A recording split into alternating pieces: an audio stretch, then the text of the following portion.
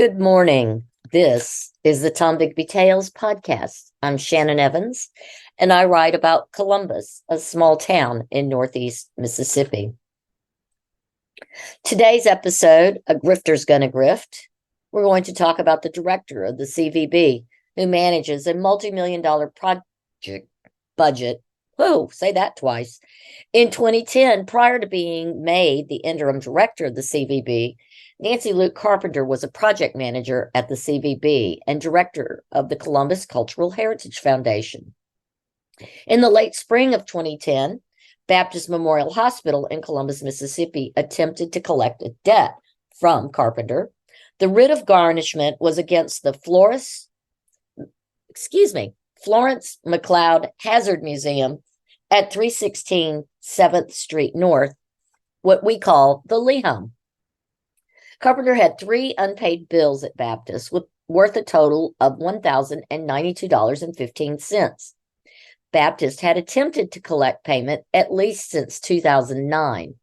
With fees, the total judgment was about $1,400, with an interest rate of 8% and, of course, court costs. Carpenter was difficult to find as she gave a place of employment as a nonprofit all-volunteer museum that was 7 blocks away from where she actually was employed.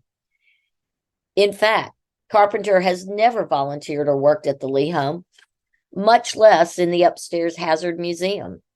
She lied about her employment. She lied about not being able to pay her bills. But let's focus on the fact she lied about her place of employment. The judgment to garnish her wages was filed by the Justice Court of Lowndes County on September 10th, 2010.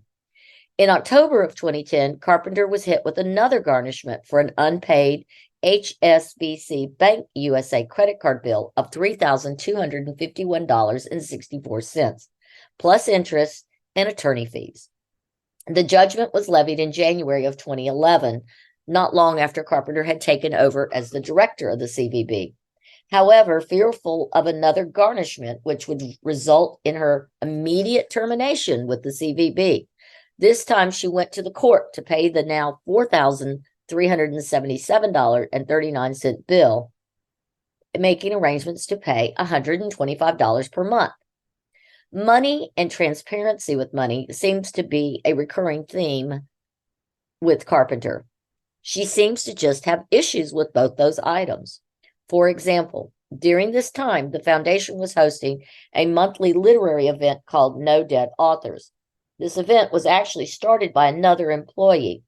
The event went on hiatus while the Tennessee Williams home underwent renovations.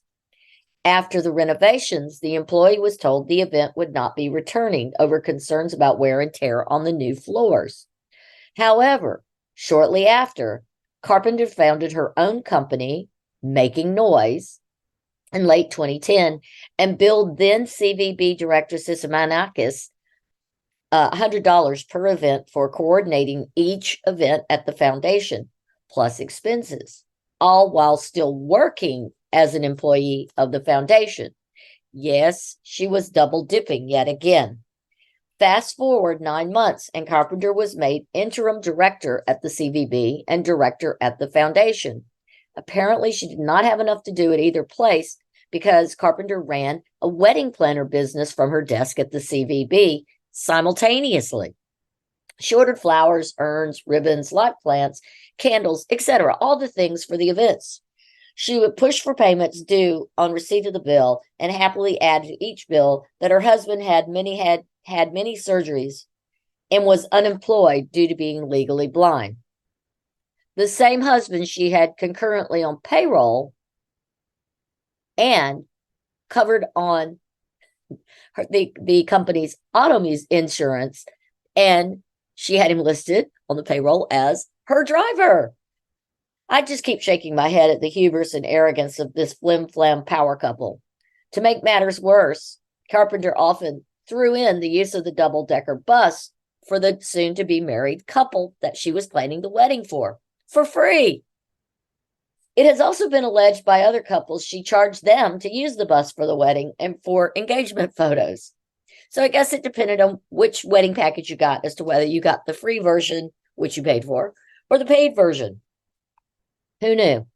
Clearly, she sees the bus as her personal property and the office is her domain to act as she wishes. Again, the hubris is stunning. It is unbelievable that after knowledge of these events, the board did not remove her immediately. It is just astounding that with all these incidences of financial deceit and malfeasance, she has been allowed to continue this position for years. Let's band together and remove this arrogant, financially irresponsible, and pathological liar of a director. Let's demand accountability and transparency. Columbus deserves better. Stay tuned this afternoon for an updated, lengthier version of the Tombigbee Tales, in which we explore more of the shenanigans of elected officials who have been given grants from the CVB to host neighborhood events and how they profit from these events. Until next time, I'm Shannon Evans, and this is the Tombigbee Tales.